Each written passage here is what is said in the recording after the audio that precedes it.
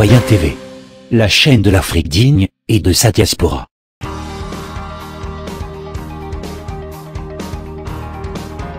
Au sommaire, Afrique du Sud, réforme parlementaire, terrorisme en Afrique par le président Bandakani, USA, élection présidentielle, Chine, sommet du G20 et pour finir, Jeux Olympiques. Commençons tout de suite avec l'Afrique du Sud, réforme parlementaire. En Afrique du Sud, les mesures de sécurité ont été renforcées au Parlement. Le personnel de sécurité peut désormais faire sortir par la force un député agité et ce dernier peut être suspendu pour 5 jours. Because we do not recognize him as our president. Please. Les échauffourées sont monnaie courante au Parlement sud-africain. Elles résultent souvent dans l'éjection de certains députés trop agités.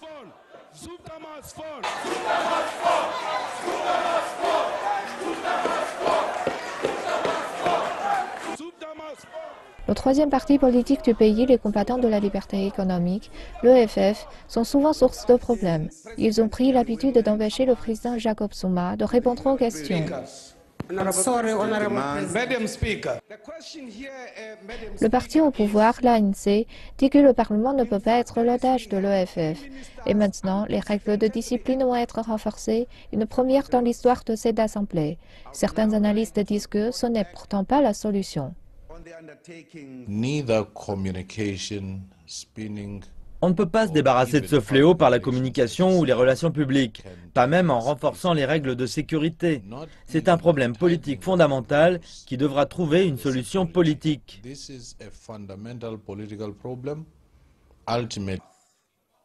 Le principal coupable est l'EFF, qui brille souvent aussi par son absence au Parlement. L'analyste Thomas Dodafikni dit que les échauffourées vont continuer et qu'elles agissent l'image du pays. Cela pose certaines questions et cela cause des inquiétudes en termes de sécurité du Parlement, car ce n'est pas basé sur la bonne volonté des gens. Cela pose également la question des députés qui se bagarrent dans l'Assemblée et qui donnent une très mauvaise image de l'Afrique du Sud, alors qu'elle célèbre les 20 ans de sa constitution, adoptée par ce même Parlement, et qui nous avait valu de devenir un modèle de société post-conflit.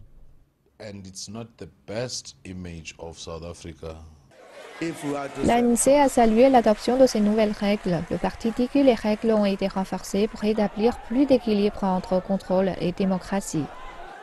Tout de suite, terrorisme en Afrique par le président Bandakani. Nous avons déjà démontré ici que Boko Haram, et moi je ne sais pas le genre qui varie selon les mots de la saison, nous avons démontré ici que Boko Haram c'est une concession et une invention des puissances occidentales. La France, l'Amérique, l'Angleterre, avec leurs pions, leurs amis du Moyen-Orient et les forces endogènes de ces différents pays. Nous avons démontré ça ici, on va revenir dessus. Les différents prolongements après, même les pays occidentaux, le déclassement de certains documents secrets ont confirmé cela. Que ce soit avec Hillary Clinton, que ce soit avec autre chose et tout. Wikileaks, tout ça ont confirmé cela. La question fondamentale, à quel prix l'un des maillons essentiels de la pyromanie universelle, le président Hollande, à quel prix le pyromane va-t-il éteindre le feu? Parce qu'on a demandé au pyromane, l'un des pyromanes d'éteindre le feu. À quel prix? À quel prix? Je ne vais pas insister dessus. On a commencé à voir certaines choses. À quel prix va-t-il éteindre le feu? Est-ce que ces gens qui n'arrivent même pas déjà à mettre la sécurité chez eux, un pays comme la France, n'arrive pas à neutraliser Daesh?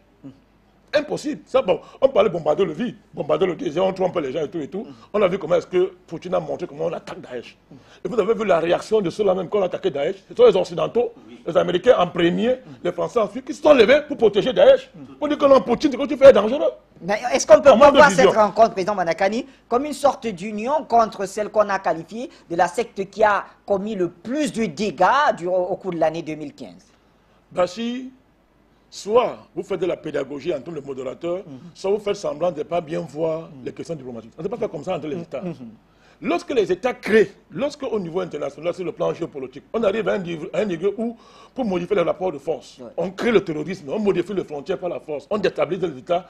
Ça ne s'arrange pas comme ça. Ça veut dire que pour que j'enlève tel pion, vous me donnez quoi en retour?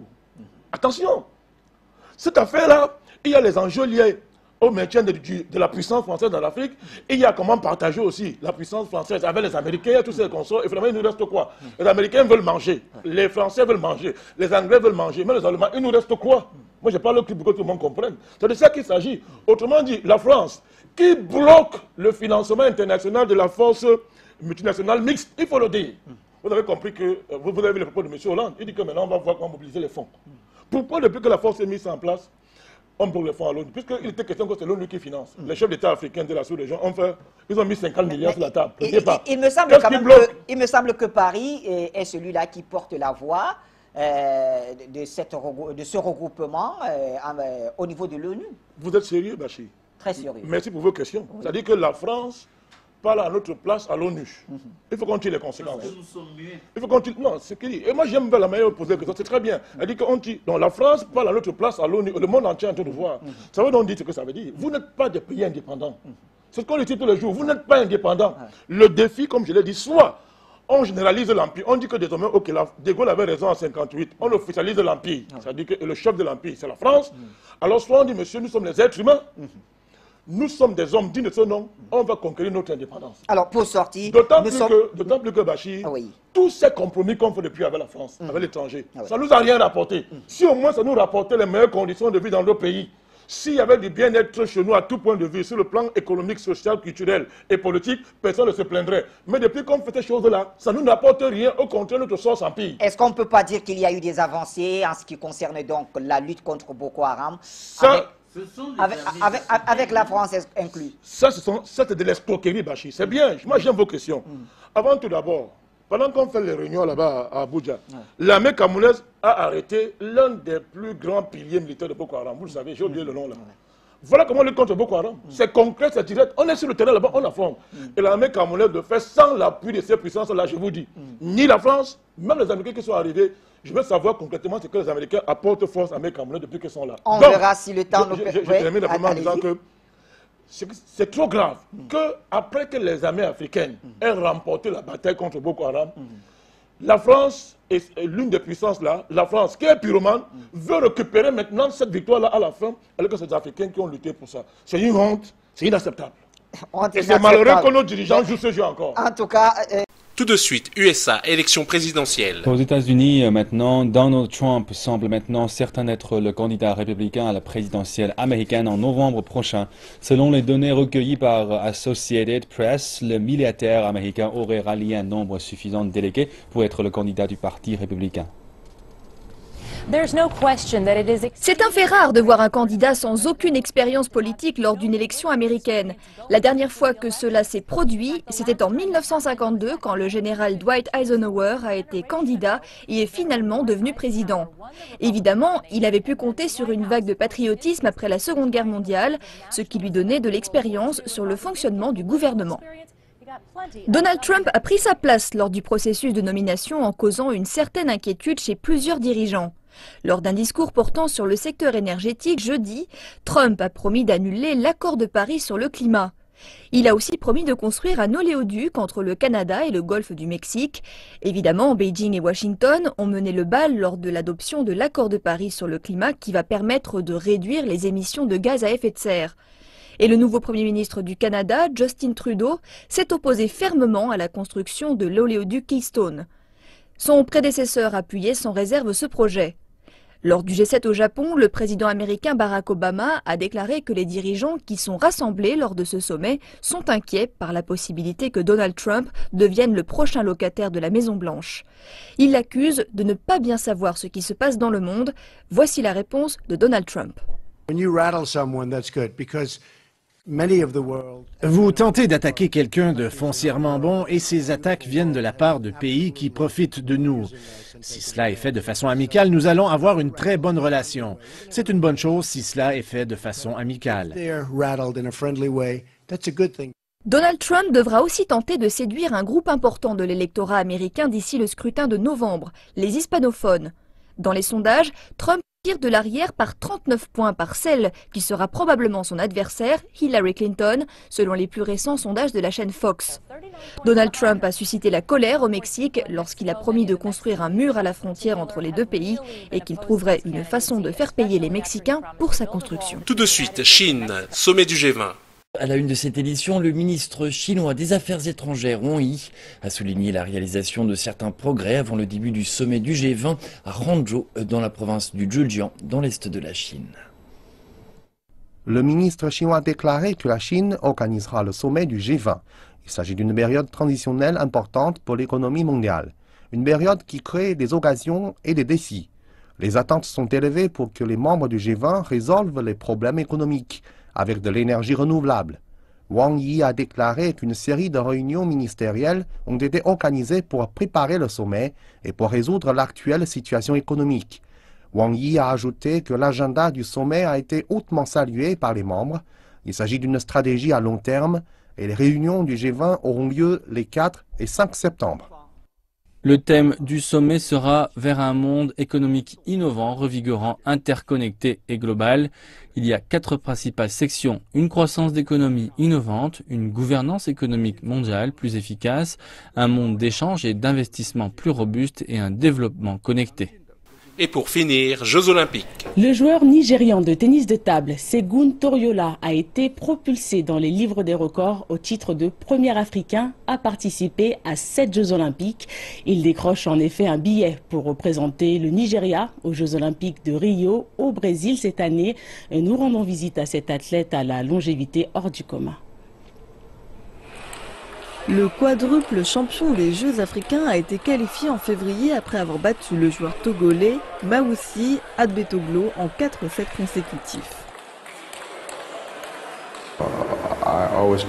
Je m'entraîne toujours très dur et je fais mon programme toujours moi-même, car c'est très important de programmer ses activités, tout ce que je fais dans la vie.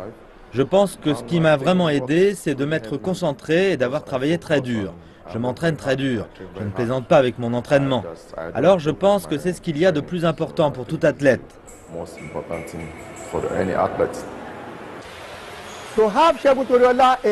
Le fait d'avoir Segun Toriola sur le banc dans l'équipe nigériane de ping-pong pour les JO, c'est très utile. 1. Cela suscite des craintes chez les joueurs des autres pays, car ils savent tous que Segun Toriola est un joueur doué. Cela aide les autres joueurs qui viennent derrière. Cela convient parfois à l'atmosphère des jeux quand on y sera. On ne fait pas que l'inclure, il se bat pour ça, il travaille pour ça. Vous comprenez ce que je dis? Sur notre continent, l'Afrique, il n'y a pas de blanc-seing pour vous qualifier aux Jeux Olympiques. Vous devez vous battre. Quand il a rejoint la Ligue des athlètes au 7e ciel olympique, il a été célébré à travers le monde. Mais il a reçu peu de reconnaissance au Nigeria. Toriola a déclaré que le sport est négligé par les autorités nationales au Nigeria. Des États du pays a joué un rôle plus concret dans la recherche de talents, la formation des athlètes et le développement d'équipements.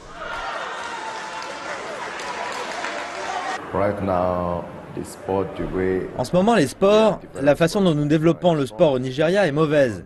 Elle ne ressemble pas à la façon dont on avait l'habitude avant, quelques années auparavant, de le faire. Avant, c'était différent. Avant, le développement se faisait via le Conseil des sports des États, mais maintenant, les conseils des sports des États ne font plus leur travail, ce qui pose un problème. Peut-être seulement 1 ou 2 conseils des sports font leur travail, mais le reste ne fait pas son travail.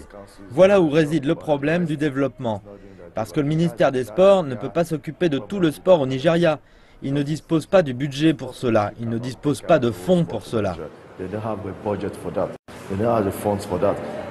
Toriola, qui joue actuellement pour 2 clubs de tennis de table en Belgique et en France, dit travailler dur pour ramener une médaille au Nigeria.